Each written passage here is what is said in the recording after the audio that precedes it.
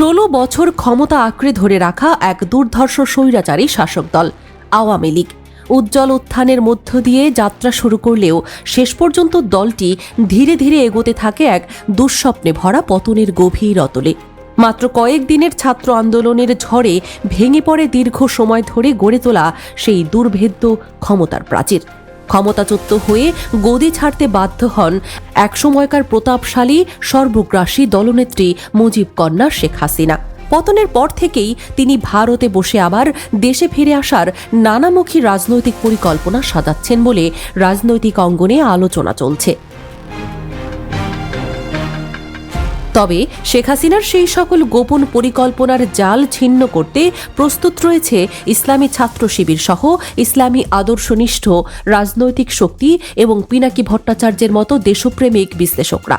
তাদের মতে নতুন বাংলাদেশে স্বৈরাচারের পুনরুত্থানের যে কোনো প্রচেষ্টাকেই প্রতিহত করা হবে সর্বোচ্চ দৃঢ়তায়।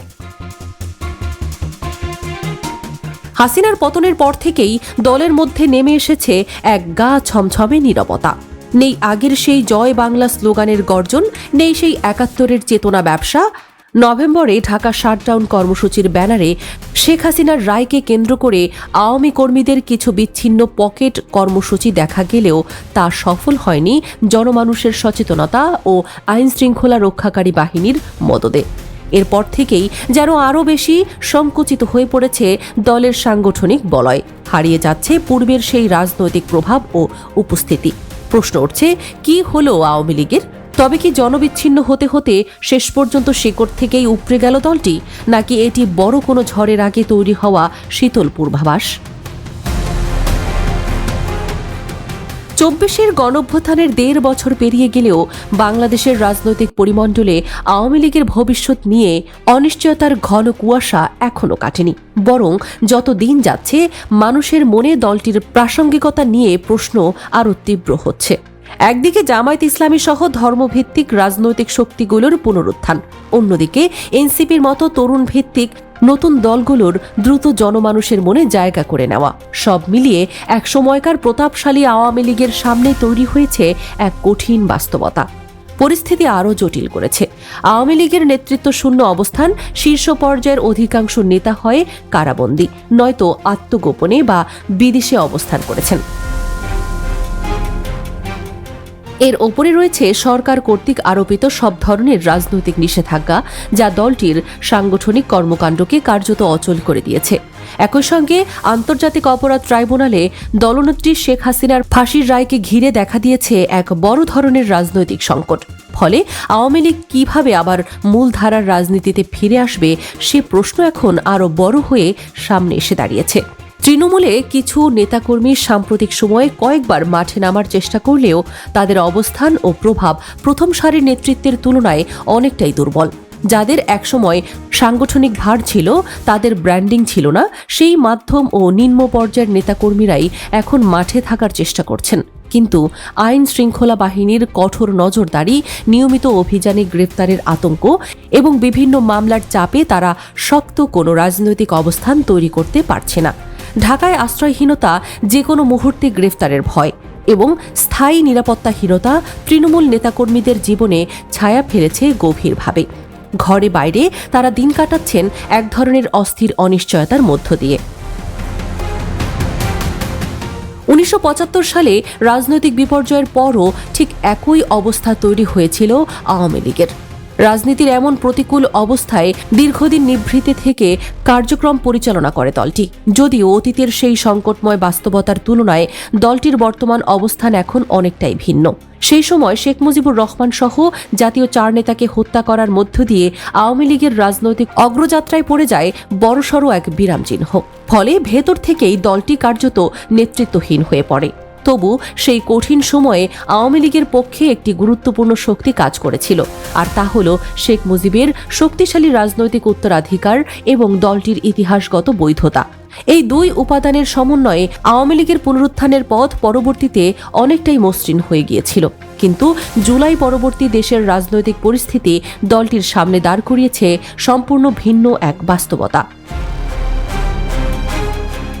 স্বৈরাচারী শাসনের অভিযোগ, মানবাধিকার লঙ্ঘনের দায় এবং দলের শীর্ষ নেতৃত্বের বিরুদ্ধে গুরুতর মামলা সব মিলিয়ে আওয়ামী লীগের কাঁধে অভিযোগের বোঝা এখন যথেষ্ট ভারী।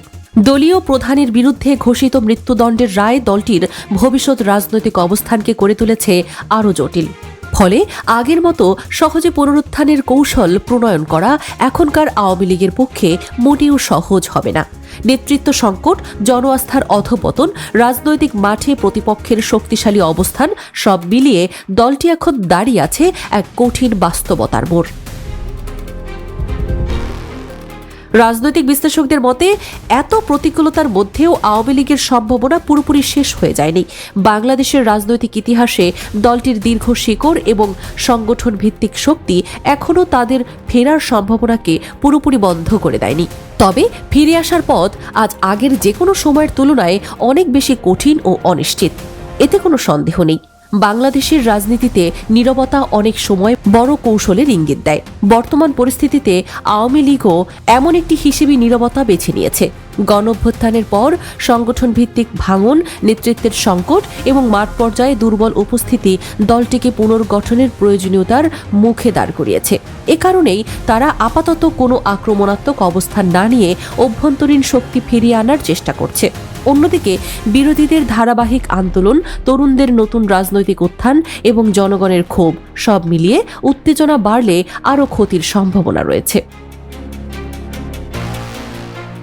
তাই সংঘাত এড়িয়ে পরিস্থিতি ঠান্ডা রাখতে এবং নিজেদের পুনরায় সংগঠিত করতে দলটি নীরব কৌশল অনুসরণ করছে। এতে প্রতিপক্ষের চাপ সাময়িকভাবে হলেও কমে এবং দলটির জন্য সময় কেনা সম্ভব হয়। আওয়ামী লীগের এই নীরবতার সাথে জড়িত রয়েছে আন্তর্জাতিক যোগাযোগ পুনরুদ্ধারের প্রচেষ্টাও। পশ্চিমা দেশগুলোর সঙ্গে সম্পর্ক উন্নয়ন, নতুন করে লবিং ফার্মের সহায়তা নেওয়া এবং কূটনৈতিক আলোচনায় অংশগ্রহণ, এসব কাজ আড়ালেই পরিচালিত হচ্ছে। দেশে না থাকলেও শীর্ষ নেতৃত্ব বিদেশে বসে নিয়মিত নীতি নির্ধারণী আলোচনায় যুক্ত। তারা দলের ভবিষ্যৎ কৌশল, বৈশ্বিক সমীকরণ এবং সম্ভাব্য রাজনৈতিক পথরেখা নির্ধারণে ব্যস্ত। তাই এই নীরবতা কোনো নিষ্ক্রিয়তা নয়, বরং পরিবর্তিত বাস্তবতায় টিকে থাকার দীর্ঘমেয়াদী পরিকল্পনারই অংশ।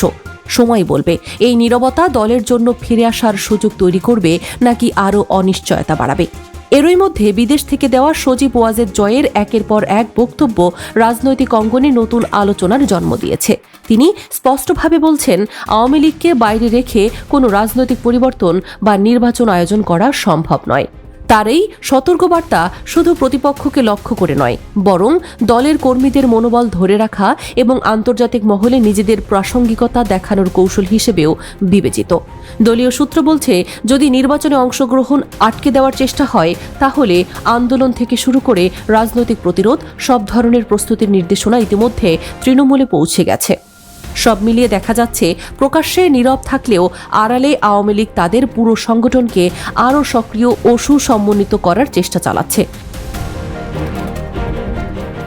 নেতৃত্ব নিয়ে জটিলতা থাকলেও স্থানীয় পর্যায়ে অনানুষ্ঠানিক বৈঠক, কৌশল নির্ধারণ এবং পরিস্থিতি বিশ্লেষণের কাজ নিয়মিত চলছে। রাজনৈতিক বিশ্লেষকদের মতে এত বড় একটি দলের নীরবতা কখনোই বাস্তব নিষ্ক্রিয়তা নয়, এটি বরং একটি আক্ষেপকাল, বড় ধরনের রাজনৈতিক পুনর্বিন্যাসের প্রস্তুতি। এ কারণেই আওয়ামী লীগের নীরবতা ঘিরে রাজনৈতিক অঙ্গনে নানা ব্যাখ্যা, বিশ্লেষণ এবং নতুন উত্তাপের সম্ভাবনা তৈরি হচ্ছে।